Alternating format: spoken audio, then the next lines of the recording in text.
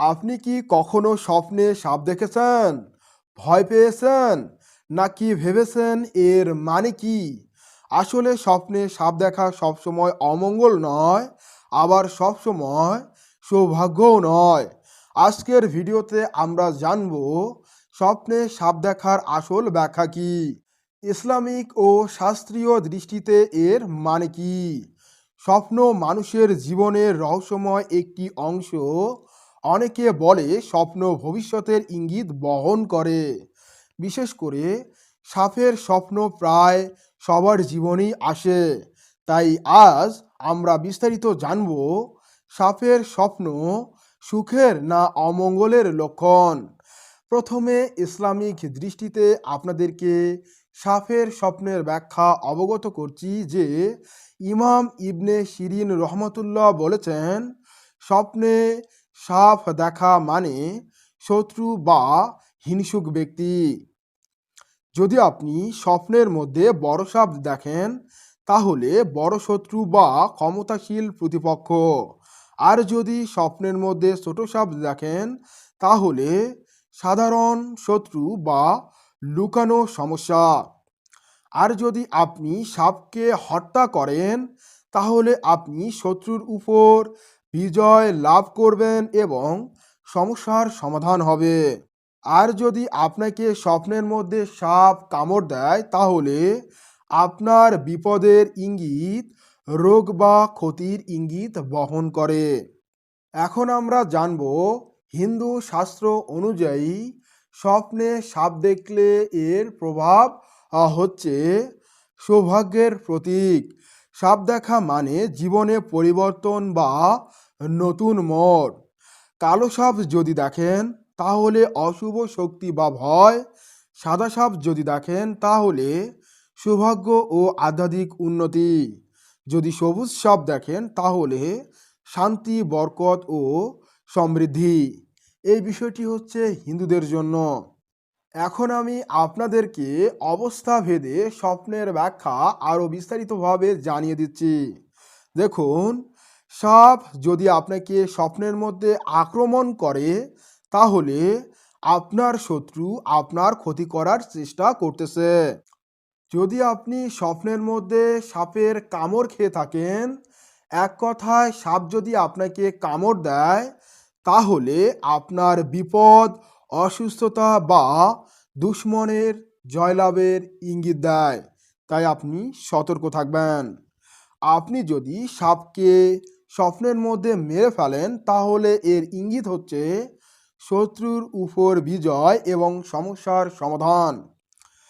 আপনি যদি স্বপ্নের মধ্যে সাপকে দেখেন সেই সাপ শান্তভাবে বসে আছে বা শান্তভাবে আছে, তবে এর ব্যাখ্যা হচ্ছে যে শত্রু আছে, তবে এখনও সেই শত্রু আপনার ক্ষতি করে নাই, কিন্তু ক্ষতি করতে পারে। এটা নতুন শত্রুর ইঙ্গিত বা আপনার উপর ফুঁসে আসে, আপনার ক্ষতি করতেও পারে আবার নাও পারে। আর যদি আপনি স্বপ্নের মধ্যে দেখেন কোনো সাপ আপনাকে দেখে পালিয়ে গেছে তাহলে এর ইঙ্গিত দেয় যে বিপদ দূর হবে, জীবন সহজ হবে। যদি সাপ আক্রমণ করে এটা অমঙ্গলের ইঙ্গিত। যদি সাপ শান্তভাবে বসে থাকে সেটা সৌভাগ্য বা উন্নতির বার্তা হতে পারে। সাপ মারা মানে সুখ, বিজয় আর স্বস্তিত্ব। তাই বলা যায় সব কিছু নির্ভর করে স্বপ্নে সাপের আচরণের উপর। অনেকে বলে স্বপ্নে সাপ দেখা মানে ভেতরের ভয় বা দুশ্চিন্তার প্রতিফলন। আবার আধ্যাত্মিক দিক থেকে সাপ হলো রহস্য, গোপন শক্তি আর রূপান্তরের প্রতীক। যাদের জীবনে শত্রু থাকে, প্রতিযোগিতা থাকে বা ভয়ের কোনো কারণ থাকে তাদের স্বপ্নে সাপ দেখা বেশি হয়। তাই এটাকে কেবল কুসংস্কার না ভেবে সতর্কতা হিসাবেও নেওয়া উচিত। স্বপ্নে সাপ দেখলে সাথে সাথে আল্লাহর কাছে আশ্রয় চাইতে হবে। সূরা ফালাক ও সূরা নাস পড়া উত্তম। আয়াতুল কুরসি পড়ে শুতে যাওয়ার অভ্যাস করলে শত্রুর ক্ষতি থেকে বাঁচা যায়। তাহলে বুঝলেন, স্বপ্নে সাপ দেখা সবসময় অমঙ্গল নয়, আবার সবসময় সুখও নয়। কখনো এটা সতর্কবার্তা, আবার কখনো সৌভাগ্যের ইঙ্গিত। তাই ভয় না পেয়ে স্বপ্নকে শিক্ষা হিসাবে গ্রহণ করুন আর আল্লাহর উপর ভরসা রাখুন। আপনি কি কখনো স্বপ্নে সাপ দেখেছেন? অবশ্যই কমেন্ট করে জানাবেন। এবং কি ধরনের সাপ দেখেছেন এর ব্যাখ্যা যদি আপনি কমেন্টের মাধ্যমেও জানতে চান, সেক্ষেত্রে কমেন্ট করে জানাতে ভুলবেন না। অবশ্যই কমেন্ট করে জানাবেন। আপনার কমেন্টকে রিপ্লাইয়ের মাধ্যমে আপনাকে আমি জানিয়ে দেব, অথবা আপনার কমেন্টের উপর নির্ভর করে আপনার জন্য রিপ্লাই ভিডিও নিয়ে উপস্থিত হব। আজকের এই ভিডিওটি যদি আপনার কাছে ভালো লেগে থাকে, তাহলে ভিডিওতে অবশ্যই লাইক দিয়ে আমাকে উৎসাহ দিবেন। কবিরাজি তন্ত্রমন্ত্র ইউটিউব চ্যানেলে নতুন দর্শক হলে চ্যানেলটি সাবস্ক্রাইব করবেন, পাশে থাকা বেল বাটনে অল নোটিফাই অল ক্লিক করবেন, যাতে আপনি প্রতিনিয়ত আমার ভিডিওগুলো দেখতে পারেন। কেননা আমি প্রতিনিয়ত আধ্যাত্মিক ভিডিওগুলো আপলোড করতেছি।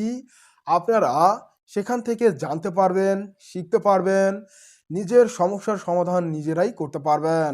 আপনার পরিবারের কোনো ব্যক্তি অথবা বন্ধুবান্ধব যদি স্বপ্নের মধ্যে সাপ দেখে চিন্তাগ্রস্ত হয়ে থাকেন, তার কাছে এই ভিডিওটি শেয়ার করে দিন। সেই ব্যক্তি এই ভিডিওর মাধ্যমে জানতে পারবে যে স্বপ্নের মধ্যে সাপ দেখলে তার ব্যাখ্যা কি হতে যাচ্ছে, এবং সেই অনুযায়ী সেই ব্যক্তি সতর্কতা অবলম্বন করবে এবং নিজেকে বিপদমুক্ত করার জন্য মহান আল্লাহ তাআলার কাছে আশ্রয় চাইবে, সাহায্য চাইবে, এবং সূরা নাস এবং সূরা ফালাক পাঠ করতে হবে। সেই সাথে আয়াতুল কুরসি পাঠ করে ঘুমাতে যেতে হবে। আপনারা সকলেই ভালো থাকবেন, আমার জন্য দোয়া করবেন। দেখা হচ্ছে পরবর্তী ভিডিওতে। বিদায় নিচ্ছি আমি কবিরাজ সোহানুর রহমান সাগর। সকলকে জানাই আমার তরফ থেকে সালাম, আসসালামু আলাইকুম, এবং হিন্দু বন্ধুদেরকে জানাই আদাব। খোদা হাফেজ।